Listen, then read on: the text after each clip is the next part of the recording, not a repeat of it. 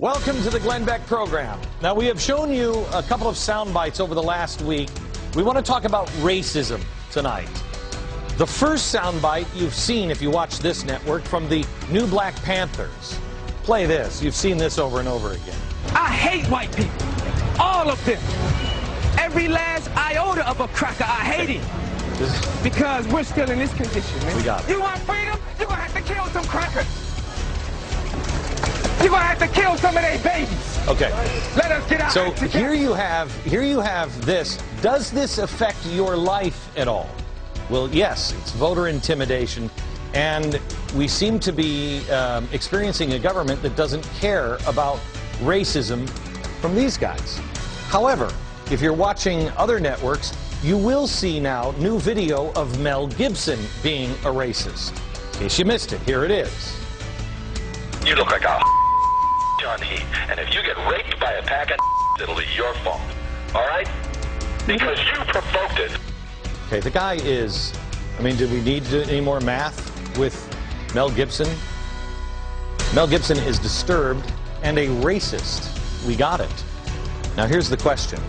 If you were watching MSNBC over the weekend, they covered Mel Gibson over and over and over again. We counted 8 times. But they told the Black Panther story not once. Help me out on this. Help me out. Why is the Mel Gibson story that doesn't affect anything but your movie-going experience, why is that news? And yet the Panthers, which involves our republic and the upcoming votes, why does that matter? Oh, and one other story on race that we're going to cover tonight.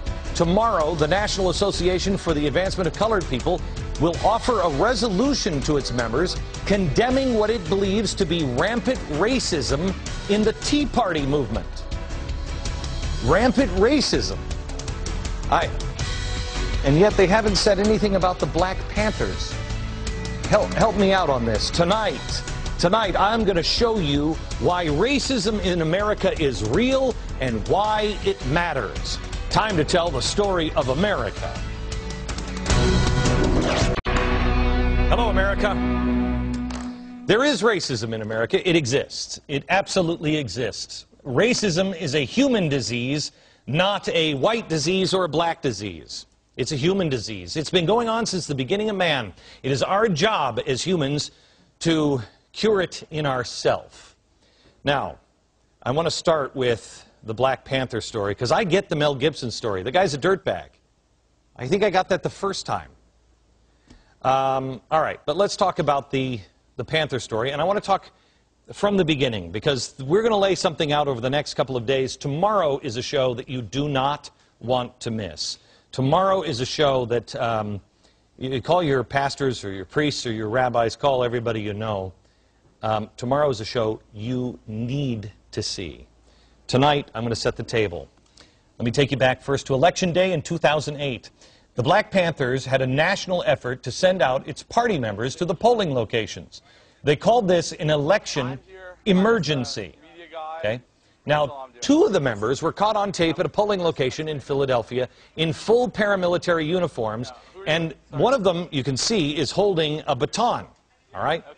That Panther, his name is King Shamir Shabazz. He was reportedly harassing and intimidating voters and poll workers. Now, this is supposedly an open and shut case, and it was. Bush started the prosecution before the end of his term, but then Obama comes in and decides suddenly in May of 2009 to drop the case. Here's where it gets interesting, because a former DOJ official ends up resigning in protest over the case. He testifies last week about it, and he says there's something really wrong. But then there's another character that you need to know about.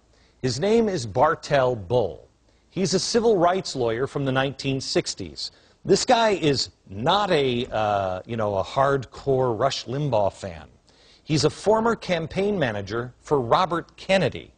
He said, quote, "This is the most blatant form of voter intimidation he had ever seen." Now that's saying something.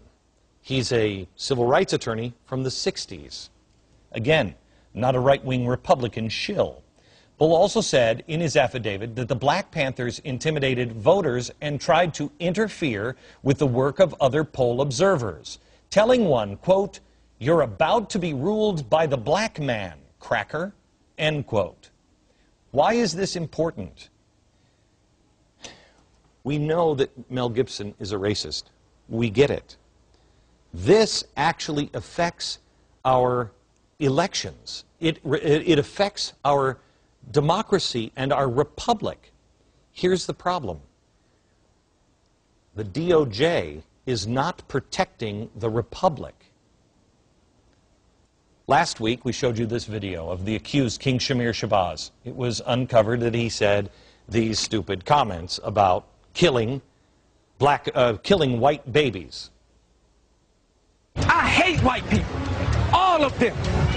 Every last iota of a cracker, I hate it. Okay, we get it. Because we're still in this... If this were done by a white man, if we found one connection anywhere to the DOJ, and it was a white man saying these things about a black man, we should come down like a bag of bricks. This is hatred. This is racism, just as much as what Mel Gibson has done. But this is also inciting. You got to kill him. The guy got less than a slap on the wrist from Obama and his DOJ. Here's what he got. He's not allowed to go to any Philadelphia polling locations until 2012. Gee, what's going on in 2012? Oh, presidential election year. Oh, and he can also still go to other polling locations in other towns. Now, new Black Panther leader Malik Shabazz mocked the outcome. Watch this. King Samir can't go back to a polling place until 2012, and I don't believe King Samir cares whether or not he go back to a polling place into 2012. Why would he? Despite all of this, there is no interest in this case. There's no interest in this case at all from the administration. There's no call for any comments from this administration. There's no interest in the press about this case, a case that shouldn't have been dropped in the first place. Today, I want to look at the priorities of the president, because actions speak louder than words. Over the next few days, we're going to lay out a case that something is very, very, very wrong. We're going to start with his actions. He talks a good game. But again, your actions speak louder than words. What does he take action on? In Afghanistan, you remember McChrystal came out and he issued a report saying we need more troops in Afghanistan. He did this on August 30th, 2009. It took the president 93 days to decide. That's when he ordered an additional 30,000 troops. The BP oil spill, it took him 57 days before he even met with the CEO. That's nearly 2 months later. Do you remember the underwear bomber? This happened over Christmas. The president didn't even make a formal statement until 2 weeks after the underwear bomber. And then on January 5th, he said, well, the system failed in a potentially disastrous way. Acorn. We have been covering Acorn forever. FBI field office opened up an investigation into Acorn on January 22nd, 2009, 2 days after Obama took office. 2 months later, 60 days later, they closed shop, dropped the investigation. It has been 477 days now. Despite new documents, the videos that you saw on Fox News, no new investigations into Acorn. The guys who made the videos, they've already been investigated. They already went to court. It's all done. Investigation into Acorn? No.